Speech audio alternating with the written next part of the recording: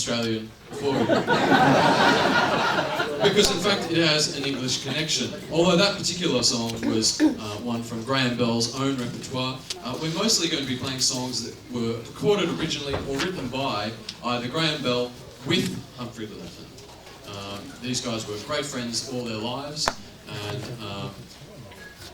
in my original trip to the UK was in 2008, and sadly it was just after Humphrey Lyttelton had passed away. Sadly, this year I come in 2012, just after Graham Bell has passed away, a few months ago. Don't laugh! I'm not saying it's your fault here. However, Graham was a dear friend of mine and a really strong presence in the Australian jazz scene, so we're going to play some of his music and also pay tribute to Humphrey Lyttelton at the same time. So that was Czechoslovak Journey. I've got a few quotes here from Graham's autobiography. Some of them are worth reading. That one in particular, Graham said, English record reviewers said that he had, quote, obviously absorbed the Slavic flavour of his surroundings. But when he was on his first trip to Europe, he played in Czechoslovakia. Little did they know, according to Graham, that he wrote it in Melbourne before he left.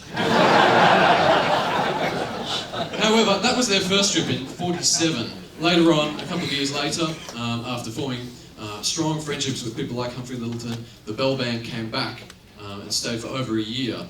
In fact, they played in Whitley Bay, among other places. And we're going to play one now that was recorded. Once again, I'll let Graham tell the story. Humph had a piano in his downstairs lounge, and I had lots of work to do. We each had contracts with Parlophone, for whom we recorded regularly. So, we discussed combining the bands and mine doing the arrangements. Better still, Humph talked Parlophone into recording all original compositions written by Humph and me, especially for this project. Whenever the two bands were on the same program, which was quite frequently, my pieces of manuscript would be laid on the stage in front of each musician, and away we'd go. Here's one of those particular tunes. It's called Take a Note from the South.